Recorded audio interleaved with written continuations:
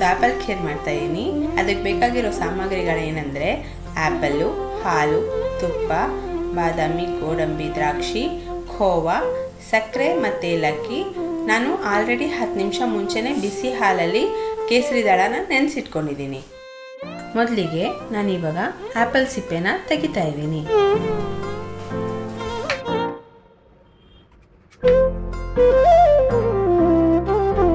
ಇವಾಗ ನಾನು ಆ್ಯಪಲ್ ತುರ್ಕೋತಾ ಇದ್ದೀನಿ.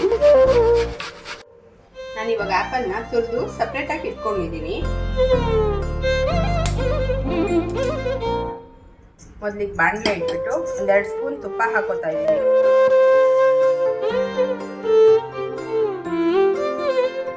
ತುರಿದಿಟ್ಕೊಂಡಿರೋ ಆ್ಯಪಲ್ನ ನಾನು ಇವಾಗ ಹಾಕೋತಾ ಇದ್ದೀನಿ. ತುಪ್ಪದಲ್ಲಿ ಒಂದು 5 ನಿಮಿಷ ಹುರಿಬೇಕು ಇದನ್ನು.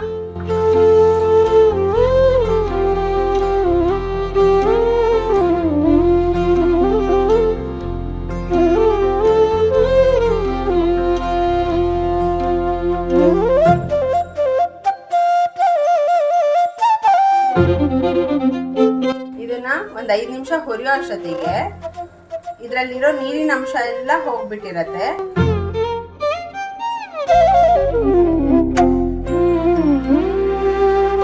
ನೀರಿನ ಅಂಶ ಹೋದ್ಮೇಲೆ ನಾನು ಸ್ಟವ್ ಆಫ್ ಮಾಡ್ತಿದ್ದೀನಿ.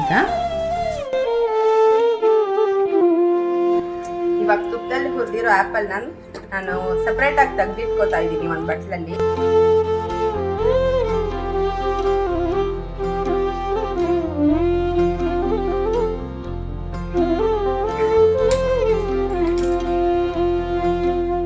ನಾನಿವಾಗ ಬಾಣಲಿ ಇಟ್ಟು ಹಾಲು ಹಾಕ್ತಾ ಇದ್ದೀನಿ.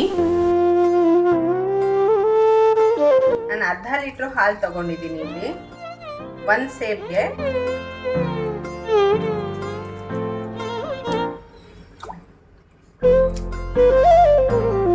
ಹಾಲು ಕುದಿಯೋಷ್ಟರಲ್ಲಿ ನಾನು ಇವಾಗ ಏಲಕ್ಕಿ ಸ್ವಲ್ಪ ಸಕ್ಕರೆ ಹಾಕೊಂಡು ಪುಡಿ ಮಾಡ್ಕೊತೀನಿ. ನಾನಿಲ್ಲಿ 3-4 ಏಲಕ್ಕಿ ತಗೊಂಡಿದ್ದೀನಿ. ಸ್ವಲ್ಪ ಸಕ್ಕರೆ ಹಾಕೊಂಡು ನಾನು ಇವಾಗ ಪುಡಿ ಮಾಡ್ತಾ ಇದ್ದೀನಿ.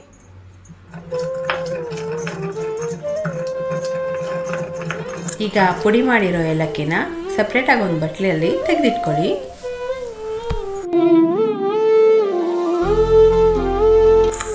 ಈಗ ಉರಿ ಕಮ್ಮಿ ಮಾಡಿಕೊಂಡು ಖೋವನ್ನ ಹಾಕೋಬೇಕು. ನಾನು 100 ಗ್ರಾಮಷ್ಟು ಸಪ್ಪೆ ಖೋವಾ ತಗೊಂಡಿದ್ದೀನಿ.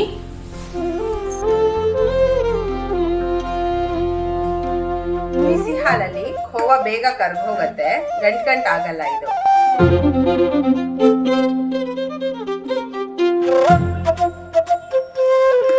ಖೋವಾ ಹಾಕೋದ್ರಿಂದ ಒಳ್ಳೆ ರುಚಿ ಬರುತ್ತೆ ಖೀರು. ಅದಕ್ಕೋಸ್ಕರ ನಾನು ಒಂದು 100 ಗ್ರಾಮಷ್ಟು 1/2 ಲೀಟ್ರ್ ಹಾಲಿಗೆ ಒಂದು 100 ಗ್ರಾಮಷ್ಟು ಖೋವಾ ತಗೊಂಡಿದ್ದೀನಿ ಅಷ್ಟೇ. ನೋಡಿ, ಇವಾಗ ಬಿಸಿ ಹಾಲಿಗೆ ಹಾಕಿರೋದಕ್ಕೆ ಖೋವಾ ಕರ್ಗೆ ಹೋಗಿದೆ. ಸ್ವಲ್ಪ ಕೂಡ ಗಂಟು ಇರಲ್ಲ.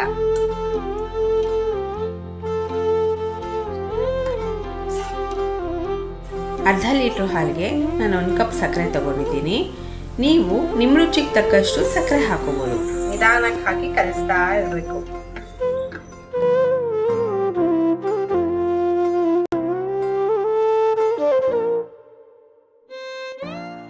ಸಕ್ಕರೆ ಕರಗೋ ತನಕ ಈ ಥರ ಕಲಿಸ್ತಾ ಇರಬೇಕು.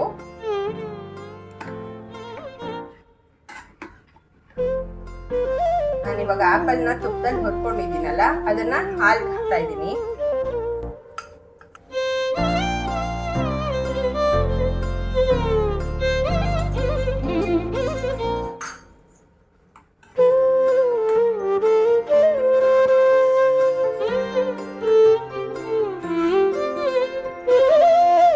ಹಾಕಿದ ತಕ್ಷಣ ನಾನು ಸ್ಟವ್ ಆಫ್ ಮಾಡಿಬಿಟ್ಟಿದ್ದೀನಿ. ಯಾಕೆಂದರೆ ಒಂದೊಂದ್ಸಲ ಹುಳಿ ಇರುತ್ತೆ ಆ್ಯಪಲ್ಲು, ಆವಾಗ ಒಡೆದು ಹೋಗುತ್ತೆ ಹಾಲು. ಅದಕ್ಕೋಸ್ಕರ ತುಂಬ ಬಿಸಿಗೆ ಹಾಕಿದಾಗ ಹೋಗೋ ದೃಷ್ಟಿಯಿಂದ ನಾನು ಆಫ್ ಮಾಡಿ ಹಾಕಿದ್ದೀನಿ. ಇವಾಗ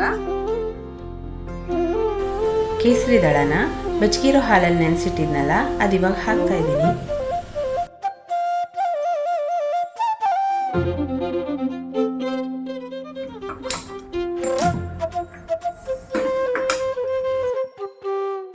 ನಾನು 2 ಸ್ಪೂನ್ ತುಪ್ಪ ಹಾಕ್ಕೊಂಡು ದ್ರಾಕ್ಷಿ, ಬಾದಾಮಿ, ಗೋಡಂಬಿನ ಫ್ರೈ ಮಾಡ್ಕೊತೀನಿ.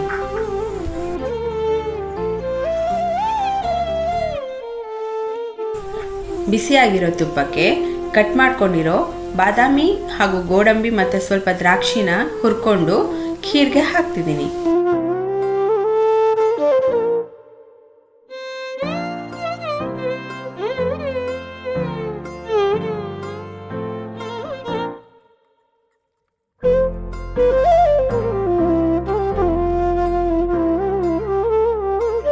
ಫ್ರೈ ಮಾಡಿರೋ ಡ್ರೈ ಫ್ರೂಟ್ಸ್ನ ಖೀರ್ಗೆ ಹಾಕ್ತಾ ಇದ್ದೀನಿ.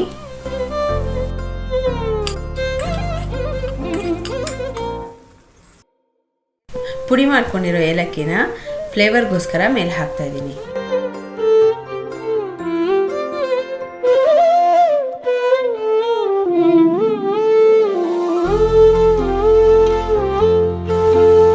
ಈಗ ಆಪಲ್ ಖೀರ್ ರೆಡಿ ಆಗಿದೆ. ಇದನ್ನ ಬಿಸಿಯಾಗಿ ಕೂಡ ಸರ್ವ್ ಮಾಡಬಹುದು ಅಥವಾ ಫ್ರಿಜ್ಜಲ್ಲಿ ಇಟ್ಬಿಟ್ಟು ಚಿಲ್ ಮಾಡಿ ಕುಡಿಬಹುದು. ಇದು ತಣ್ಣಗಿದ್ರೆ ತುಂಬ ರುಚಿಯಾಗಿರುತ್ತೆ. ಈಗ ಹಬ್ಬಗಳ ಸಾಲು ಶುರುವಾಗಿದೆ. ಎಲ್ಲರೂ ಒಂದ್ಸಲ ಇದನ್ನು ಟ್ರೈ ಮಾಡಿ ಹೇಗೆ ಬಂತು ಅಂತ ನನಗೆ ಕಮೆಂಟ್ ಮೂಲಕ ತಿಳಿಸಿ.